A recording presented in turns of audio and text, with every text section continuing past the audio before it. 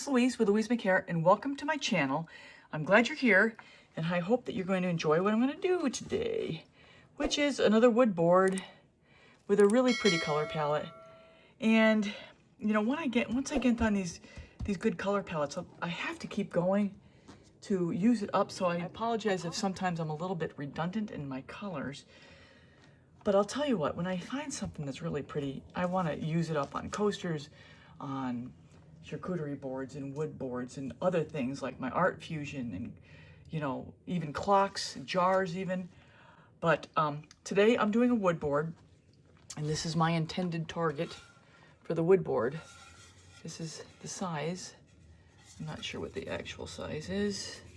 This is from TJ Maxx. There's no size on it. It's just $9.99 in their little home goods section. So it's about 14 inches by maybe 7 inches wide, 14 inches long to the handle to the end. And I'm going to make a swipe that's going to go across here, and maybe a little extra to add up here on the neck. People have asked, well, why don't you just bloom straight on the board? Well, it's personal preference. I like to bloom to create a swipe that I then can cut out like a paper doll and apply it how I think it's going to fit on the board best. Gives me a lot more control over the outcome. Now, granted, I could just bloom straight on the board, and I've done it before. I just don't like it, especially with the pillow on the leading edge. It's white with all the color. It just, to me, it doesn't work. That's just my opinion. But a way to do this also is to use just a resin pour. Just pour resin up here. And actually, that's much quicker. But I am not an expert at resin, nor do I want to be. So I do it this way because, bottom line, I like this way. You know, we all get to have a preference once in a while. So what I've got for my pillow is my usual Glidden 6011N. I'm going to lay my pillow down here. And I don't need it to be hugely big. So we're going to start from this side, work our way across. It's all of a sudden this heat has turned up in this place. Asheville has become hot for me. It's going to be in the 80s today.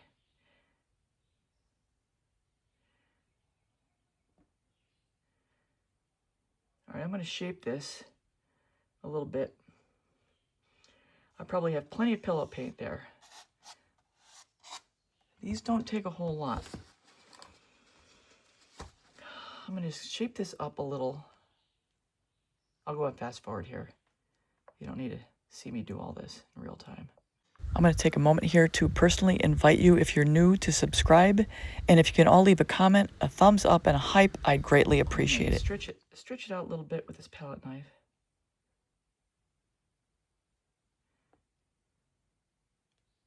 See how it just flows?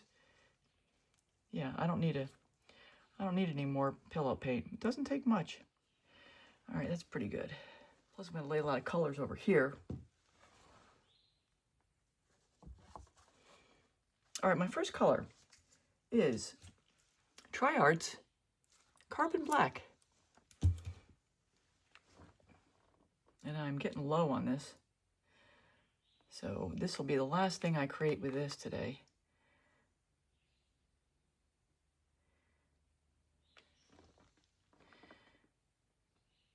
And I do invite you to see my my description. So go to the title, hit more, and it'll drop down my description where I have links to a lot of my more educational type tutorials, like how to resin, my cell activator recipe, my pouring medium, stuff like that. By the way, speaking of pouring medium, all of my paints are mixed with this Valspar 833124 and semigloss MinWax 3-1, and then I mix about 2 parts of this or so to 1 part paint, 2 or 3 parts depending on the consistency over here, and that's how I get my paints mixed up. This is Iridescent Bronze by Glidden. So you'll see I'm laying this down backwards from my normal. Like if I was laying a coaster down, I would lay the last color here down first, because I would want the blue to be in the middle. But in this case, I want the black to be on the bottom. I want the black to be the anchor of all of this.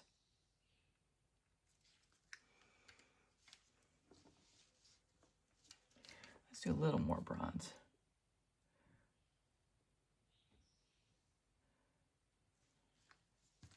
And then this is, so that was iridescent bronze.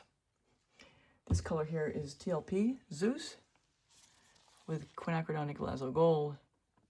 This is the last I have of it, but I have a lot. And if you want to see how Golden says to mix up two colors to make it from them, I have it listed in my description. So another reason to go look at my description.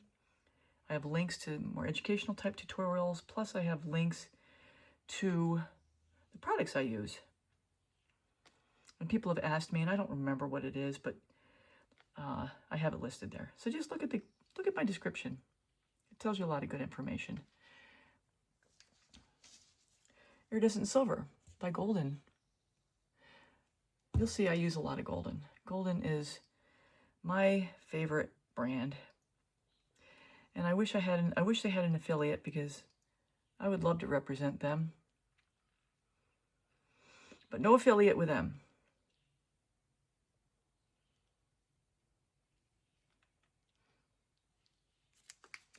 Golden, my gold is 24 karat gold by Deco Art and iridescent gold by Golden. The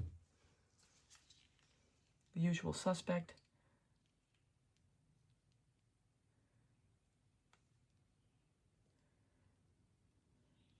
I do have an affiliate, a partnership, so to speak, with KS Resin, which I use exclusively. I don't use anyone else for my resin. And you get a 10% discount code. And if you use that in purchasing your resin, which I use the Liquid Stone UV, I have it linked in the description as well,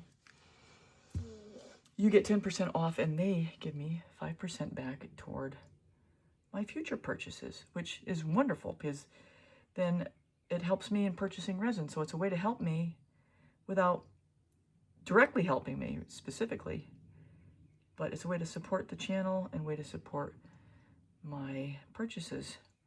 And I swear by it. I'm the kind of person who will only promote something if I am 100% on board with it. And in the case of KS Resin, I use it exclusively, completely by choice. I've tried some other brands that I did not like, and I'm not the kind of person that would ever steer you in a direction for my own personal gain. So if I'm stating that something is really good, trust me, it's because of my own personal experience with it. Okay, next color is going to be my cell activator, which is my American Floetrol cell activator. I'm going to put it on this palette knife. I'm going to start with the white. Always mix it first. Put some white down. And then I'll lay the black down. I'm going to spread this out. I'll go and fast forward here. This is titanium white and then oxide black. So as I lay down the cell activator here, you're going to see me in a minute pulling it off because I end up adding too much. And you don't want to have too much cell activator, because your leading edge will end up with a lot of white in it that doesn't ever really get constituted into making cells. So you just got to be careful with how much you lay down. I actually have a lot. Let me get rid of some of this.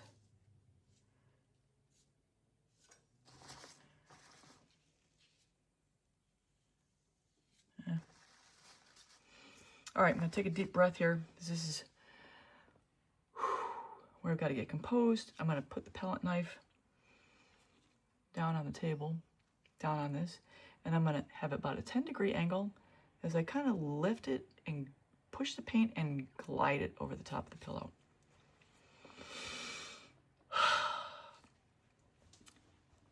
Here we go. It's strange when I do these swipes. I almost get into a trance, so to speak, as I'm pushing the paint and watching the reaction and then looking on ahead to see where I'm going to be going with the swipe. It's kind of weird.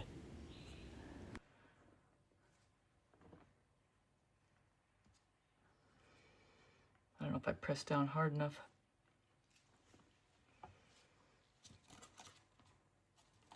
These are always a little bit tricky because you want to put enough pressure down on the palette knife so that the cell activator will glide out over the paint, and that'll help push the paint out over the pillow.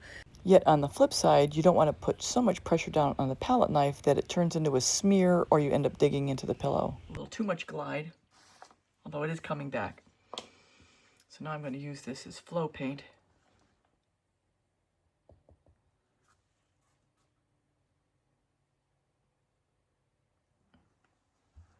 It just flows down. So when I spin this, it'll start to, it'll stretch out and have a place to flow onto. This is just a way of using the paint without having to pull out anymore. I am all about recycling. So all I'm doing here is letting the extra paint from the palette knife flow down and become flow paint around the composition. I might need a little, oh, I should never go over the top. That was a big mistake. I'm gonna get some more pillow paint to put down there. I got everything open. So if there's a bear out there, I'm gonna hear him. All right, a little extra pillow paint, being very careful not to go over the top. See, I always go over always approach it from the side that I'm going to put it down on. So I'm going on ultra fast forward here, and one of the things during the video I did mention was putting some of the pillow in squirt bottles to make it easier to lay down this paint. And I continue to do it this way because I just feel more connected like this. Just one of my weird things. I splurged and treated myself to a new silicone mat here. Yeah, it's like 3 feet by 4 feet. I love it. I love it. Spin cycle. Yeah. This is really cute. I like it. I like it.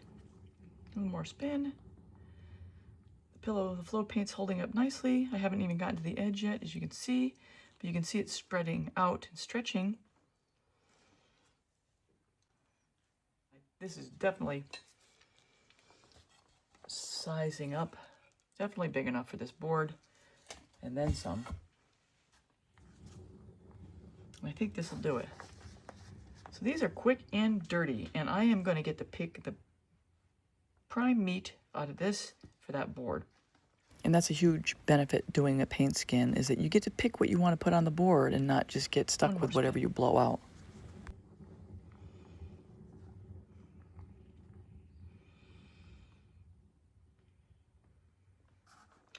I'm starting to get a little crazy because this is flowing too fast.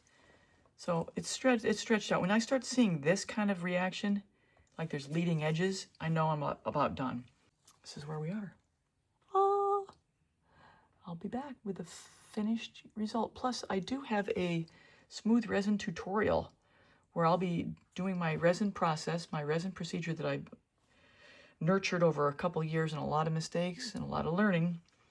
How to get that really nice smooth transition on the board from the skin to the board, like it's just connected in one piece. If you're interested in that, just email me. My email is in the description. But I am really happy with this. All right, I'll be back. So I want to add here, if you are seriously interested in doing boards like this, I do have a 5-part charcuterie board and wood board series I'm showing you here and linking that playlist above. Each step in the process is broken down with its own standalone video, so I go into great detail for your benefit. And part 4 is a private resin tutorial I will talk about in a second. But this is the wet result of what we just created, and here I'm inserting a close-up of how I brand all of my wood creations, including boards, and I have a video 487 I'm linking above that talks about branding and stamping. And now here we are to the final resin results. And I always show you the final resin results so you see that we got from the start to the end with no problem. And I want to direct your attention to the leading edge where the resin meets the board and the resin is contouring the paint skin. And that's what my private resin smooth finish tutorial is all about. In that tutorial, I go into great depths that shows you all my tips and tricks of how to get that result with a smooth resin finish, with a perfect contour, with the paint skin and the board. And another reason why I like these paint skins is I can do a little embellishment in the neck with some of the leftover skin. So I hope this was beneficial. If you're new here, please subscribe, join me, hit the bell, leave a comment, a thumbs up, and a hype. I'd really appreciate it. And that's all I have for now, everybody. Take care. Till next time.